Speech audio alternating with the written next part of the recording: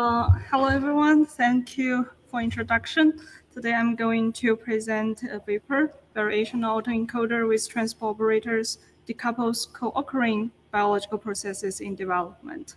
So this is basically a quick overview of what we will be covering today. So first, co-occurring processes. Development is a very important biological questions, and it's very complicated. This slide wants to illustrate that multiple processes orchestrate together to drive development. So as you can see here, cells, they progress through various stages over time. And what's happening internally is way more complex. As you can see in the middle, genes expression changes throughout the developmental processes. And the multiple processes happening in parallel, but not necessarily synchronized. So idea here is to see if we can deconvolve or decouple these processes from gene expression data. And if we can study the contribution of each component to development, we might get a deeper understanding of the mechanism of development. So recent advancement in single-cell technology and the spatial transcriptomics technology have enhanced our understanding of gene expression changes during development. For example, the first paper, they focus on the developmental human brain. They collect single-cell data from various time points. They have single-cell RNA-seq data that allow us to track how gene expression changes over time during brain development.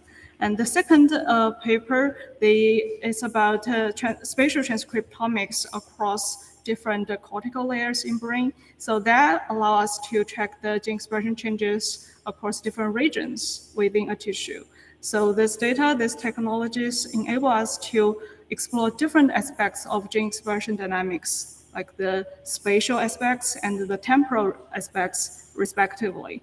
So we will be using the data from both these papers. I will show you some results we got later. Many methods have been developed, computational methods have been developed for exploring elucidated gene expression dynamics. There are two main categories, trajectory inference methods and RNA velocity-based methods. Trajectory inference methods, meaning a graph-based one, they typically they map cells into a graph or tree-like structure and then assign pseudotime to indicate the order of cells during a developmental progression. They are great for visualizing and to determine the order of cell state changes, but usually they are oversimplify the continuous nature of development. Like they basically treat the development as a series of discrete ordered events. And RNA velocity-based methods, they are focusing on predict the cell state transition, predict the immediate future cell state by modeling the splicing kinetics. Most of the velocity-based methods currently, they assume a uniform rate of gene expression changes. So that might not be accurate, always accurate, as cells undergo various multiple processes unsynchronized, in an unsynchronized way. Notably, I want to say that few of methods, they attempted to decoupling this multiple processes or co-occurring during development. Only two recent ones, gene trajectory and topical value, doing this. That motivated us to propose new methods to attempt to address this problem. And also, I want to mention that velocity-based methods, they are a bit limited when the splicing information is unavailable, is not available or less relevant. For example, spatial transcriptomics and the single nuclei RNA-seq are not applicable to RNA velocity-based methods. So that's another reason we proposed our new method, expected to be a little more generalizable to other data types. Vapor, this is the overall structure of our model. It combines a variational autoencoder with a transport operator. This shows the overall VAE structure. It takes the gene expression matrix as input, encodes it into a latent probability distribution space, and decodes it back. The key innovation is in the middle, the transport operator parts. Transport operator, let me explain what it does, because it's not a very well-known population approach. The basic idea is it can capture distinct aspects of data topology. So the example here, this data shows the input data to transport operator. The data points are from a surface of a sphere, and in the middle is the learned transport operators that from this input data labeled by side 1, side 2, side 3. Each side captures a distinct way the data can be transformed or transported. So in the right, you can see, combine these transport operators together, it recovers the data's topology. So in summary, the idea is that transport operators allow us to model complex dynamics as a combination of simpler interpretable transformations.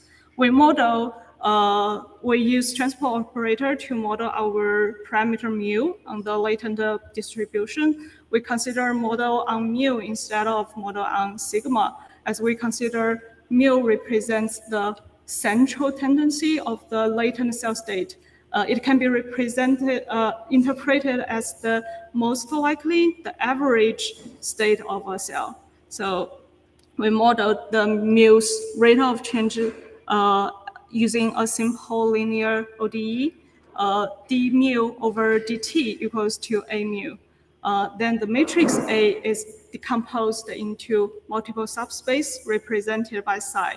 So each psi captures a distinct aspects of the developmental dynamics or potentially associated with specific biological processes. I will skip the detailed training process, show you some results we got so far. We first tested it on synthetic data. It's a classic example. Unlike other embedded methods, they're trying to unfold the data. We focus on capture the inherent changing patterns from this data. So our side from our model, they capture the both cyclic patterns and the linear pattern, the linear progression along the rose lengths. So then this demonstrates the model's ability to decouple distinct dynamics from complex data. So we test our model on real world data sets. It's the data set I mentioned before in the two publications we mentioned at the beginning. The first one is single cell data over time.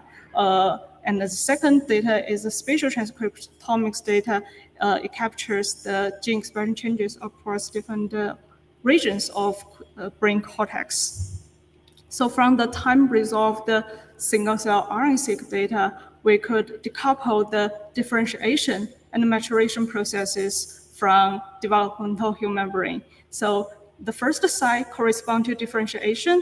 It captures it corresponds to the differentiation process, like you see how cells transformed into multiple types, as shown in distinct colors, clusters. And the second side corresponds to maturation. Like it tracks how cells develop their specialized function during development, as marked here by the post-conceptual weeks. So built on the previous slide, we can estimate the pseudo-temporal of the cells correspond to each process. It provides us with a multifaceted view of development. It enables us to see how cells evolve in terms both type and function during development. So to further illustrate this, we also visualized some marker important genes, known important genes correspond to each process along the pseudotime. As we can see here in differentiation pseudotype, we plotted some known cell-type biomarker genes. They are markers for progenitor cells, intermediate progenitor cells, and differentiate cells. It follows the trend along the lineage differentiation process, but not such trend in the unrelated process. So this further demonstrates the model can the identified process are distinct and follow some expected developmental pattern. And the last application is that we applied it to spatial data. We didn't include any spatial information during training, but still our model finds some interesting patterns. For example, look at site 2. This trend matches what we know for the brain layer formation. Like the deep layer forms first and the upper layer forms later. This is called the inside-out formation pattern of cortical layers. And we selected the genes most associated with this process, site 2, and study the functional of these genes. Many important developmental process have been popped out. For example, the neural migration, how brain cells move into the right place, and the generation of new neurons, axon development. This demonstrates our method can capture some meaningful biological developmental patterns. It's still ongoing work, so there's some limitations and future works to do. So first, the model relies solely on the feature similarities. That means it was trained in an unsupervised manner. And also the inference of the direction of progression of our process is bidirectional, making the interpretation a little bit arbitrary or ambiguous. So we're considering incorporate some real knowledge, prior knowledge, like the start point or the origin of the regions, something like that, to improve the accuracy and the interpretability of our model. And we also think it's very interesting to apply to data have both spatial and temporal dynamics. So that's what I have today. I want to thank my lab mates for their support and the valuable discussion, and happy to take any question if we have time.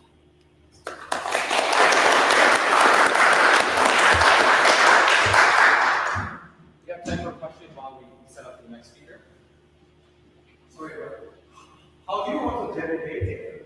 So that, you mean in computational way or biological way? Computational. I think we can showcase that computationally. We can showcase that compared to other methods. For example, RNA velocity methods, they show some similar string plot, but didn't capture the maturation process. For example, that's one way to validate the compute. Like comparing with other methods. Another thing is, I think biologically validation is more important. If we can find, for the known process, we can find some like a related functional to prove that it's relevant. I think it's good. For the unknown, if we, for the unannotated process, if we can somehow find important gene and whether we can, I think experimentally, like they say this gene can, what it influence in real biology. I think it's also interesting.